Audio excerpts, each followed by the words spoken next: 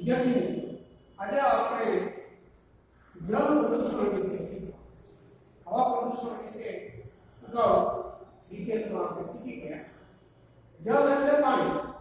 પાણીની અંદર અનિચ્છનીય અથવા તો નુકસાનકારક ઘટકો જે સજીવો માટે છે તે ભળી જવાની જે ક્રિયા છે એ ક્રિયાને જળ પ્રદૂષણ કહેવાય. અને એવા ઘટકો કે જે પાણીમાં ભળવાથી અને એ પાણી સજીવોના શરીરમાં જવા હાનિકારક અસર પહોંચાડે છે એ બધા ઘટકોને એવા પદાર્થો જળ પ્રદૂષકો કહેવાય. સામાન્ય રીતે જળ પ્રદૂષણના સ્ત્રોત ક્યાં? તો પહેલા તો ઔદ્યોગિક ક્રાંતિ એટલે આવી કે બધા માણસોની જરૂરિયાત પૂરી કરવા માટે વિવિધ ઉદ્યોગોની સ્થાપના થઈ અને વિવિધ ઉત્પાદનો મેળવ્યા. આ ઉત્પાદનો મેળવવા માટે અનેકવિધ બળતણો, રસાયણો, રંગ અને પદાર્થો વપરાયા. એ માંથી જે વપરાઈને જીર્ણ થઈ ગયા અથવા તો વપરાઈ ગયા બાદ બીજા રસાયણોમાં રૂપાંતરિત થઈ ગયા અથવા તો નકામા બની ગયા, એ બધાને પાણી વડે ધોઈ અને એનો નિકાલ કરવામાં આવે. અને એને હિસાબે જે પાણીનો નિકાલ થતો હોય એ પાણી ઔદ્યોગિક જળ પ્રદૂષણ થઈ શકાય. એમાં રંગ વિવિધ પ્રકારના, જેમ કે જેતપુરનો સાડી ઉદ્યોગ, ગટરની અંદર તમે વિવિધ પ્રકારના રંગો વાળું પાણી પીશો. આ રંગો છે એ બધા એક કે બીજી રીતે આપણી ચયાપચય ક્રિયાઓ ઉપર અસર કરતા હોય છે. રસાયણ ઝેરી હોઈ શકે, બિનઝેરી હોઈ શકે, અને અમુક રસાયણની હાજરીમાં અમુક શારીરિક રસાયણો કામ આપતા બંધ થઈ જાય તો મંદ પડી જાય અથવા તો ઝેરી રસાયણો એની ઝેરી અસર ઉત્પન્ન કરે. તેલ ખાસ કરીને જે જલીય જીવન જીવતા પ્રાણીઓ છે એને ઓક્સિજન પાણીમાં દ્રાવ્ય તરીકે મળે છે. એના માટે પાણીની સપાટી છે તે વાતાવરણમાં ખુલ્લી હોવી જોઈએ તો એમાં ઓક્સિજન દ્રાવ્ય થઈ એને મળે. પણ તેલમાં પથરાઈ જાય તો ઓક્સિજન જે હવામાંથી પાણીમાં દ્રાવ્ય એ થતો નથી. પરિણામે જલીય જીવો કે જે દ્રાવ્ય ઓક્સિજન વડે શ્વસનની ક્રિયા કરે છે એમાં ડિસ્ટર્બન્સ થાય. pH મૂલ્ય પાણીનું વિવિધ રસાયણો દ્વારા બદલાય. આપને ખબર છે કે 7 થી ઓછું જો pH મૂલ્ય થાય તો એસિડિક અને 7 થી વધુ થાય તો બેઝિક. ખરેખર pH મૂલ્ય છે એ 7 ની આજુબાજુ રહેવું જોઈએ. તો એ pH મૂલ્ય ડિસ્ટર્બ થઈ જાય. એમાં ઝેરી અને ભારે ધાતુઓ પણ હોઈ શકે છે. ઝેરી ધાતુઓ બેરિક આર્સેનિક અથવા તો મર્ક્યુરી અથવા તો એવા કોઈ રસાયણ કે જે ઝેરી અસર ઉપજાવે છે. અને ભારે ધાતુઓ એટલે અમુક એવી ભારે ધાતુઓ હોય છે જે આપણા પાચન તંત્રને અસર કરે છે. ઘર વપરાશની સફાઈ આપણે કરીએ ત્યારે કચરા, પોતા, એકવાડ આ બધેનું આપણે વહન ગટર દ્વારા કરીએ છીએ. આ માનવીય પ્રવૃત્તિ છે. તો ગટરમાં જે પાણી જાય છે એમાં એકવાડ અને કાર્બનિક દ્રવ્યો હોય. આ ઉપરાંત ડિટર્જન્ટ, સાબુ વગેરે પણ હોઈ શકે છે. બીજી અન્ય માનવીય પ્રવૃત્તિઓમાં જળાશયો પાસે જઈ અને વાહનોની સફાઈ કરવી અને વાહનનો પ્રદૂષિત મેલ જળાશયમાં ભળી જવો. શૌચ ક્રિયા કે હવે તો દરેકના ઘરે શૌચાલયની વ્યવસ્થા સરકાર દ્વારા કરવામાં આવી છે. છતાં કેટલાક કુદરતી હાજરે જવા માટે જળાશયની કિનારાનો ઉપયોગ કરતા હોય છે. ઢોર ઢાંખરને સ્નાન કરાવે છે. એની લીધે તેમની ત્વચા પર રહેલા બારીક વાળ, જીવજંતુઓ, સૂક્ષ્મજીવો છે તથા તેમના મળમૂત્ર એ પાણીમાં ભળતા હોય છે. એ પાણી છે એ ત્યાર પછી માનવી ને જે પીવાના કામમાં લાવી તો એની બસ એટલે કે ખરાબ અસર થતી હોય છે. કપડા ધોએ ત્યારે તેની અંદર સામાન્ય રીતે ફોસ્ફરસ કે સાબુ અથવા તો ડિટર્જન્ટ છે તેની અંદર હોય છે, તેનું પ્રમાણ વધી જાય છે. સ્નાન કરીએ તો મેલ અથવા તો સૂક્ષ્મજીવો છે એને હિસાબે પણ પાણી પ્રદૂષિત થતું હોય છે. પરિણામ શું આવે? પરિણામ એ કે નદી, નાળા, સરોવર, તળાવ, કુવા, બોર, સમુદ્ર, ઝરણા અને વેલા નદમુખી પ્રદેશ એ બધા પ્રદૂષિત થાય. વેલા નદમુખી એટલે જ્યાં સમુદ્ર અને નદીનું પાણી મળે છે એ મુખ પ્રદેશને વેલા નદમુખી પ્રદેશ કહેવાય. ક્ષારનું પ્રમાણ વધી જાય અને એ વધવા માટે મુખ્ય સીપેજ વોટર જે દરિયા કિનારાની જમીન છે વધુ ક્ષારીય પ્રતિક્રિયા હોય છે સીપેજ વોટરને કારણે. તો આ બધા પરિણામો છે જળ પ્રદૂષણના છે. તો એમ થતું રોકવા માટે આપણી સરકારે ઈસવીસન 1974 માં ધ વોટર એક્ટ જેની અંદર prevention and pollution control of water એના વિશે કાયદો પસાર કરવામાં આવે છે.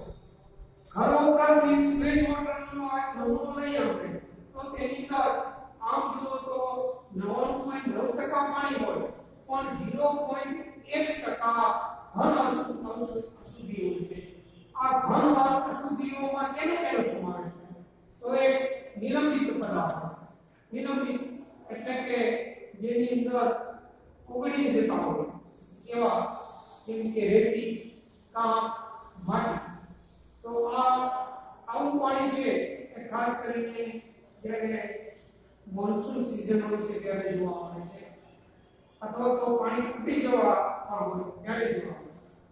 કલિલ દ્રવ્યો જેમ કે મળ, બેક્ટેરિયા અને એના પડદા એ બધાય અને કપડા અને કાપડ અને કાગળના કાંકરા એ બધા કલિલ દ્રવ્ય સ્વરૂપે ઘર વપરાશના સ્ટેજ વોટરમાં જોવા મળેલા છે.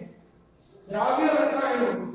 આ દ્રાવ્ય રસાયણોમાં કેટલાક પોષક તત્વો હોય છે જેમ કે nitrate, ammonia, phosphate, sodium, calcium અને સાથે સાથે કેટલીક ઝેરી ધાતુઓના અંશ પણ હોય છે જેમ કે મર્ક્યુરી, આર્સેનિક વગેરે.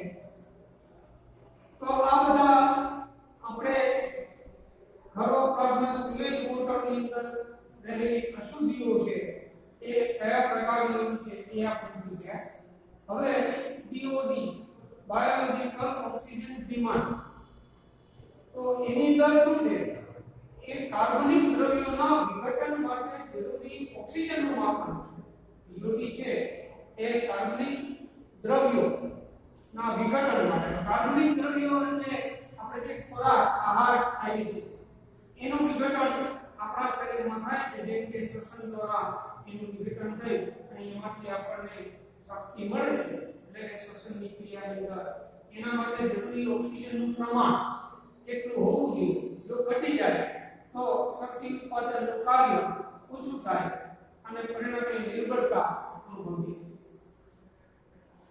આ ઉપરાંત દ્રવ્યો કાર્બનિક દ્રવ્યોની સાથે મળ પણ છે જે મળમૂત્ર આપણે શરીરની બહાર નિકાલ કરી શકીએ.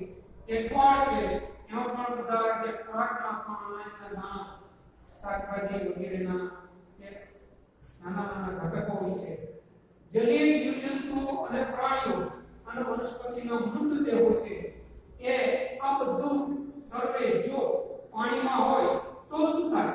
એ બધેનું વિસર્જન થાય અને અનુપ્રવાહી પાણી જેમ કે તમને ખબર છે કે સૌની જે ટાંકી છે એની અંદર બધું જે સ્ટૂલ ભેગું થાય છે એમાંથી પછી સળી અને એમાંથી પાણી જેવું દ્રાવ્ય પ્રવાહી નીકળતું હોય છે એને અનુપ્રવાહી પાણી કહેવામાં આવે છે. એની અંદર અનુપ્રવાહી પાણીમાં ઓક્સિજન બિલકુલ હોતો નથી અને આમ હોય તો આ બધી વસ્તુ જેમાં હોય એવા જળાશયમાં જલીય આહાર પાણી, જલીય શૃંખલા ડિસ્ટર્બ પામે છે અને તેને પરિણામે જલીય જીવ જોખમમાં મુકાય છે. ખાસ કરીને આલ્કન બ્લૂમ, આલ્ગી એટલે લીલ, એટલે આલ્કન બ્લૂમ એટલે આખું મોટું એક લીલી ચાદર બિછાવી જાય એવો પાણીનું સ્તર બની જાય છે. તેને લીલ સ્ફુટન કહેવામાં આવે છે. એટલે કે થોડીક લીલ પછી ઓચિંતાની એકદમ વધી જાય છે અને જે પાણી જે પારદર્શક અને રંગવિહીન છે તે જીવી લીલો લાલ અને પ્રદાર્થ રંગનું પાણી, જેમ કે રાતો સમુદ્ર, કાળો હોય તો કાળો સમુદ્ર. તો આમ આ લીલ છે એ પાણીનો રંગ બદલાવી નાખે, સાથે સાથે પાણીની ગુણવત્તા પર પણ અસર કરે છે. કારણ કે આખું જે લીલનું આચ્છાદન છે એ જળાશયની ઉપલા સ્તરમાં છવાઈ જાય છે અને પરિણામે ઓક્સિજન છે એ દ્રાવ્ય થતો નથી વાતાવરણમાંથી, અને તેને લીધે જલીય દ્રાવણમાં ઓક્સિજનનું પ્રમાણ ઘટી જાય છે. અને આ ઉપરાંત આ જે લીલની ગ્લુપ છે, આચ્છાદન ફક્ત ચાદર છે, એ કેટલીક લીલ દ્વારા ઝેરી ચાદર બિછાવે જે અન્ય જીવોને મારી નાખે છે, અને કેટલીક લીલ છે એ અતિશય દુર્ગંધ પેદા કરે છે જે ત્યાં આપણે સજીવો છે ત્યાં જવા અથવા વસવા માંગતા નથી.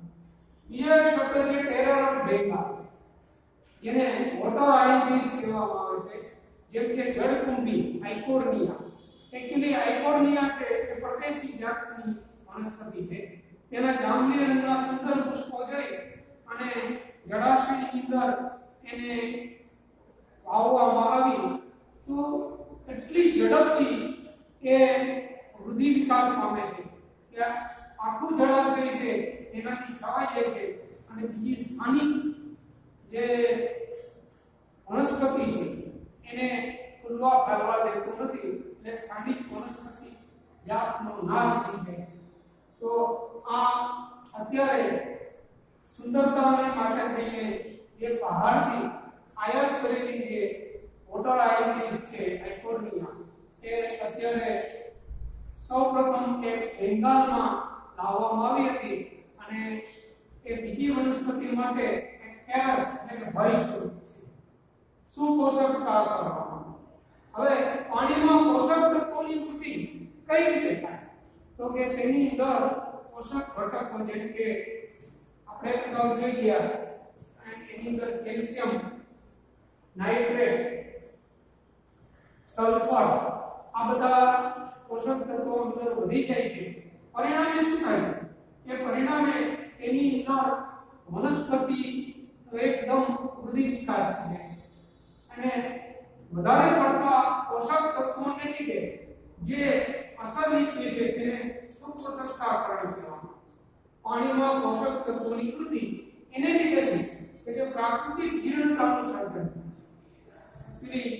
જીર્ણતા જળાશયમાં ક્યારે આવે કે જ્યારે તે છીછરું થઈ જાય અને ધીમે ધીમે પાણીનું પ્રમાણ ઘટી જાય, તળિયું ઊંચું આવી જાય અને જળાશયને બદલે તરણ વિસ્તાર અથવા તો કાદવવાળા વિસ્તાર થઈ જાય, એને પ્રાકૃતિક જીર્ણતાનું સર્જન થયું કહેવાય. થર્મલ પાવર સ્ટેશનમાં હંમેશા હાઈ ટેમ્પરેચર રહેતું હોવાથી તેમાંથી નીકળતું પાણી ગરમ હોવાને લીધે એક દ્વિતીય પ્રદૂષક તરીકે કામ કરે.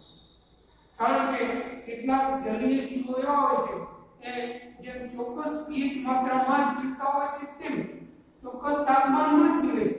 વધુ પડતું તાપમાન થર્મલ પાવર સ્ટેશનના પાણીને લીધે થઈ જાય તો એની સંવેદનશીલતાને હિસાબે એને એલર્જી થવાથી એ નાશ પામે છે. એ રીતે અત્યંત ઠંડા વિસ્તારની અંદર પણ ખૂબ ઠંડીને લીધે પણ અમુક ચોક્કસ પ્રકારના જે પ્રાકૃતિક અને જે સ્થાનિક વનસ્પતિ સમૂહો અને પ્રાણી સમૂહ એ બધે અસરગ્રસ્ત થાય. સ્થાનિક વનસ્પતિ સમૂહને ફ્લોરા કહેવાય છે અને સ્થાનિક પ્રાણી સમૂહને ફ્યુના કહેવામાં આવે છે. જૈવ વિશાલ એક વખત ઝેરી દ્રવ્યો કોઈ પણ રીતે જળાશયમાં ભળી, જેમ કે પારો અથવા હાઇડ્રોજન કે મર્ક્યુરી કે તૂટી ગયું, આવું જાપાનના દરિયા કિનારે બની ગયું. એને હિસાબે શું થાય, પાણીમાં Hg નું પ્રમાણ, મર્ક્યુરીનું પ્રમાણ વધી જાય છે, ઝેરી છે. ધારો કે DDT નો છંટકાવ આપણે કરતા હતા, એ ધોવાઈને પાણી બધું જળાશયમાં જાય તો DDT એ શું છે કે એનું પૂરું નામ છે ડાયક્લોરોઇથેન. એ શું છે કે કાર્સિનોજેનિક પદાર્થ છે, કેન્સર પ્રેરક દ્રવ્ય છે. એની હિસાબે ઉપરાંત આર્સેનિક છે એ તો ઝેરી ધાતુ છે, આર્સેનિક ધાતુના શ્રેણીમાં આર્સેનિક ધાતુ બંને ઝેરી છે. હવે આમાંનું કોઈ પણ લીકેજ થાય તો શું થાય તો કે જૈવ વિષાણુ થાય. સામાન્ય રીતે પાણીની અંદર 0.003% પાર્ટ પર બિલિયન જેટલું આ ઝેરી દ્રવ્યોનું પ્રમાણ હોય છે. પણ ત્યાર પછી એ જ્યારે આ ઝેરી દ્રવ્યોનું પાણી સ્વીકારે અને પ્રવકો ફાઇટોપ્લેન્કટન એ જીવન જીવે ત્યારે એના શરીરમાં 0.04% ppm થઈ જાય. ત્યાર પછી નાની માછલીઓમાં 0.5 ppm, મોટી માછલીઓમાં જાય ત્યારે 2 ppm પાર્ટ પર મિલિયન. અને માછલી ખાનારા પક્ષીઓ જેમ કે તેની અંદર મોટે ભાગે બગલાઓની વાત થાય છે, એના શરીરમાં પહોંચે ત્યારે 25 ppm થઈ જાય. આમ ઝેરી દ્રવ્યોનું એટલે કે વિષેલા દ્રવ્યોનું પ્રમાણ સતત વધતું જાય છે, જેને વિજ્ઞાનની ભાષામાં જૈવ વિષાણુ કહેવામાં આવે છે. પક્ષીઓમાં ના પેટમાં આવા ઝેરી દ્રવ્યો જાય તો શું થાય તો કે તેની શરીરમાં રહેલી જે કેલ્શિયમ ચયાપચયની પ્રક્રિયા છે એમાં ખલેલ પહોંચે છે અને પરિણામે જે અંડપ્રસવી પ્રાણી ઈંડું મૂકે છે ત્યારે એના કવચ છે જે નકરને મજબૂત હોવા જોઈએ અને ચોક્કસ સમયે તેમાંથી પક્ષીનું બચ્ચું વિકાસ પામીને બહાર આવવું જોઈએ, એને બદલે એ નબળા કવચને હિસાબે એને તરત જ ક્ષય થઈ જાય અથવા તો થોડો ઘણો ડેમેજ થાય તો એનું નાશ પામે છે અને પરિણામે પક્ષીઓની સંખ્યા ઘટી જાય. તો પક્ષીઓની સંખ્યા ઘટે ત્યારે આપણે ખબર છે કે જીવજંતુઓનું પ્રમાણ વધી જાય છે, જેને લીધે આહાર શૃંખલા વિક્ષેપિત